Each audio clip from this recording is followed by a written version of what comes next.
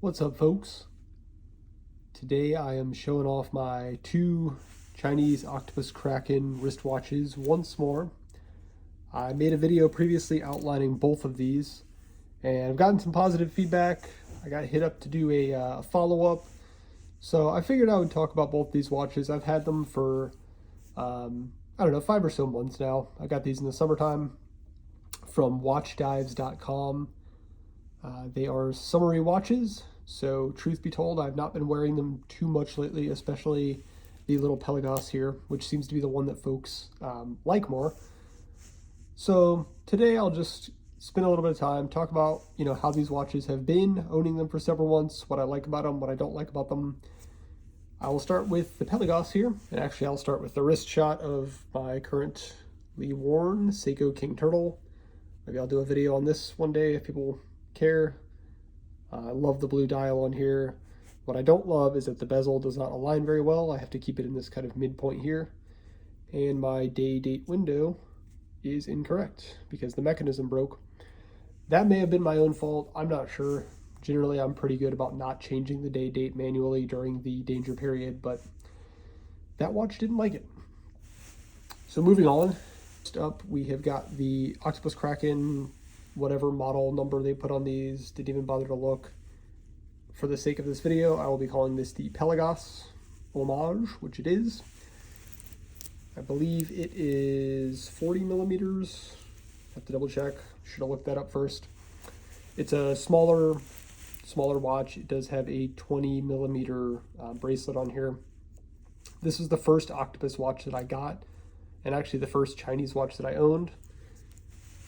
And after owning it for about half a year now, as I mentioned earlier, I don't actually wear this watch super often these days. It's one that I don't really reach for.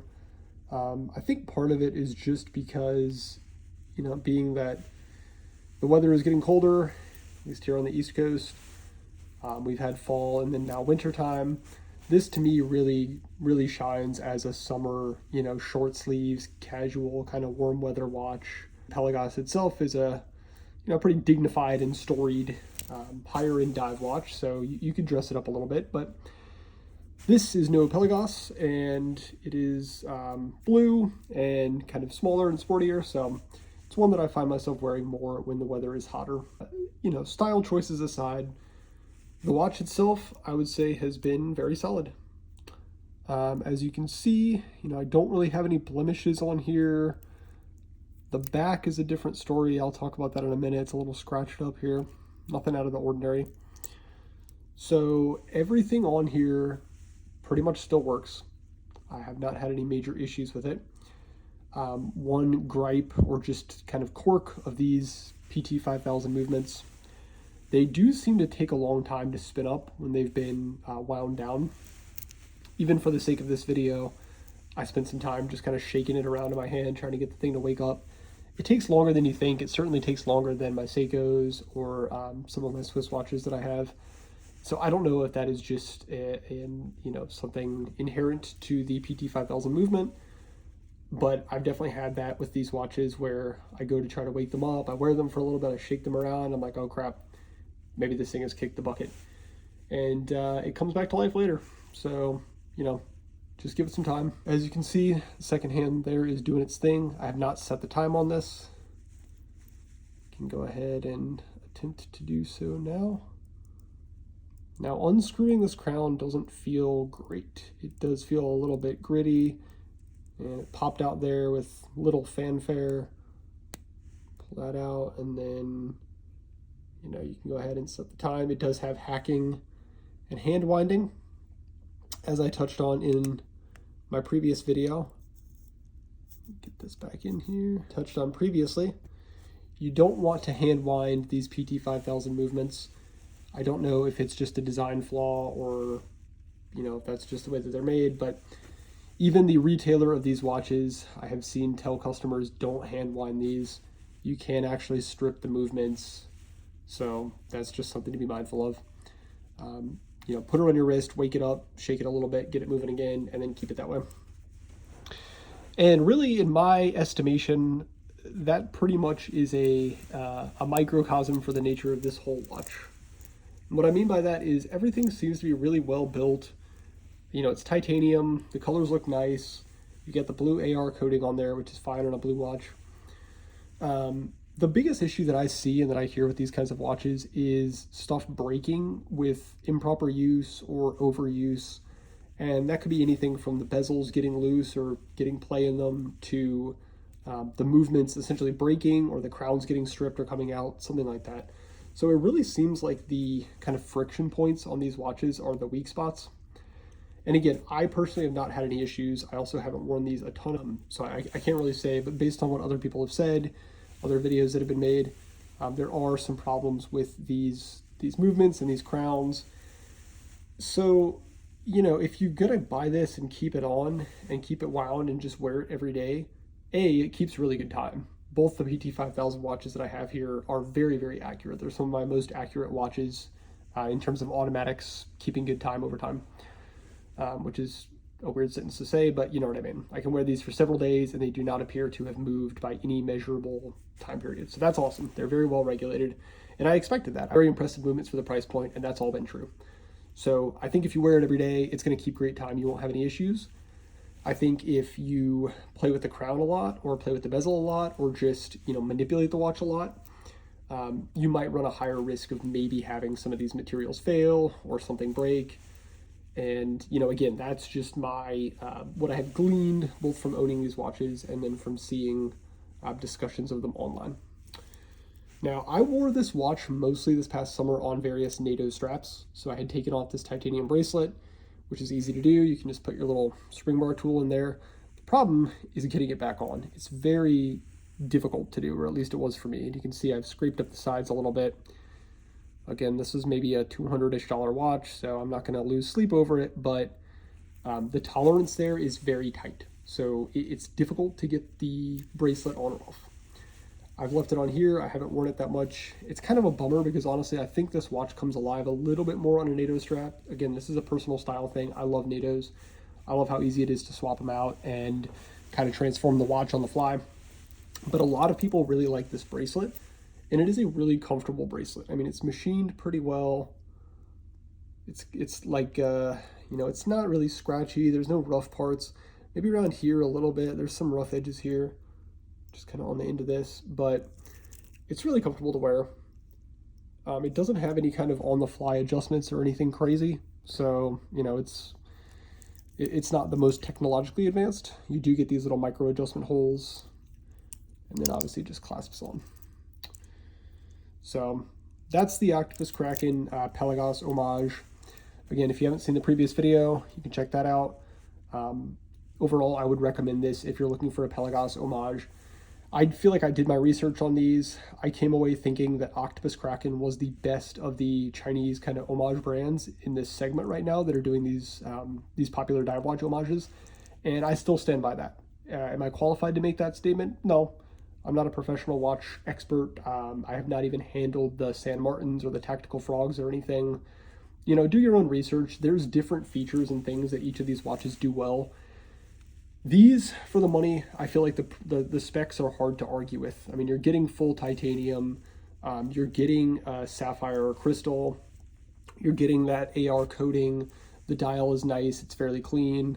Yes, Octopus Kraken is a divisive name and logo, but you know, beggars can't be choosers when your choices are going to be Ixindao or, you know, Tactical Frog or, you know, Sea Stern, whatever else. I mean, they're all kind of goofy names, and that's just the nature of Chinese watches. So you know what you're getting into. You really can't go wrong with this if you want a Pelagos Homage. It is a great watch. It maybe just isn't for me. I don't find myself reaching for it that often, but hey, go buy one of these. All right. Talk briefly about the Seamaster Homage now. I have this one in white, and actually, while it's nice and sunny here, I'm gonna move these guys into the sun so we can do a loom shot here in a little bit. So I got the white and black on this one. I put it on a very nautical NATO strap. I'll show you the back here. It's got the cool little Kraken on it. It's a very awesome case back. I like that touch a lot. That's put together again. Now this watch I actually do wear fairly often. I think it looks really good. Let's see if I can just kind of show off, you know, the size. I mean, it's a larger watch. I've got maybe a 7-inch wrist and pretty big hands, so I think a larger watch looks a little more natural on me. Do check out the size on these and just consider your wrist size, because if you've got a smaller wrist, you know, this Seamaster style watch might be a little much. It wears big, especially with these two, you know, you've got the helium valve here. So there's a lot going on, but it's a great watch nonetheless.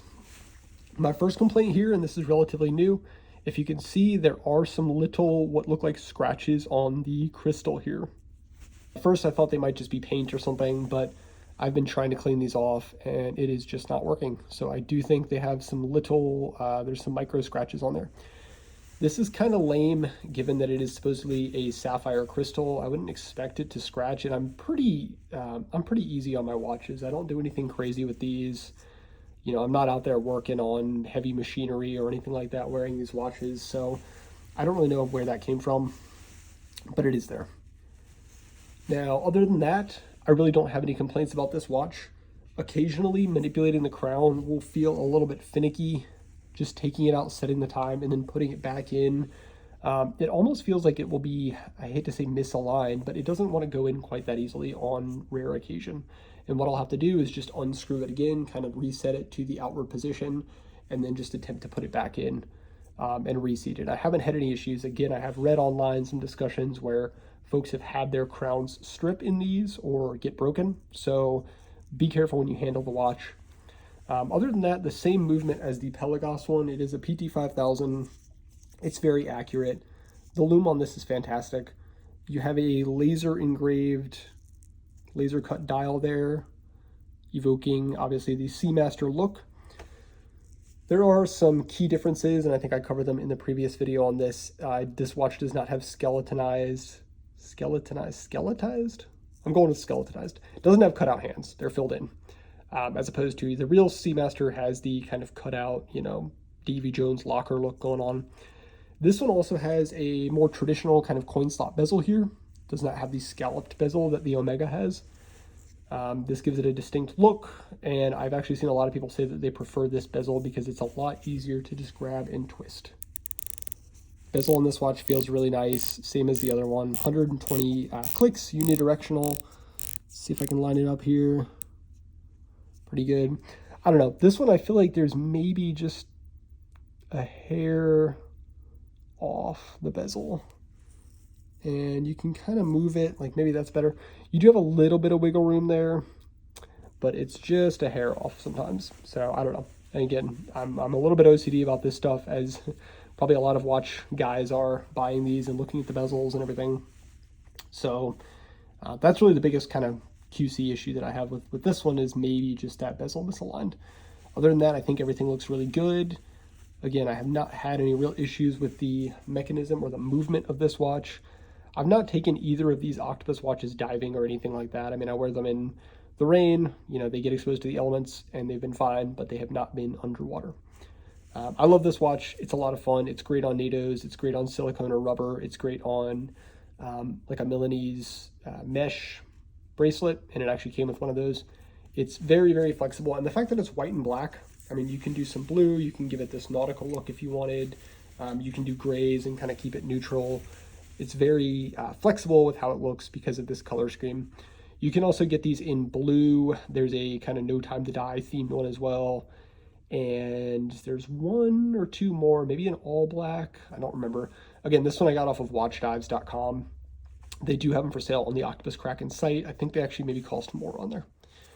Now I'll take these into the dark, show you kind of a final loom shot, and leave it at that.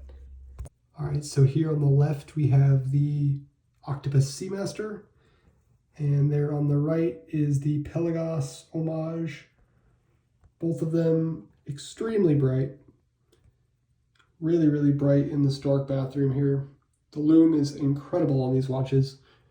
It's almost too good. I mean, it's a very heavy loom application. You will kind of see, especially on this Seamaster one, when you look at it in the daylight, you know, it kind of has that off-white kind of greenish glow to it because of the loom that's been applied. But I think it's worth it because these look awesome in the dark. You can see you got nice loom on the second hand. So assuming that you got one of these and tested it in the water, as I have not, they actually would make pretty good dive watches if you were to ever use it for that purpose. Because the lume is nice, it lasts for quite a while, and again, you've got it applied to each of the hands here. So that is really all I wanted to show off. Again, both great choices. I'm happy with these watches. If you get one, definitely check it out thoroughly. Just make sure that it looks good. There's no alignment issues or anything. And let me know if you have picked up one of these and if you like it. Thanks for watching.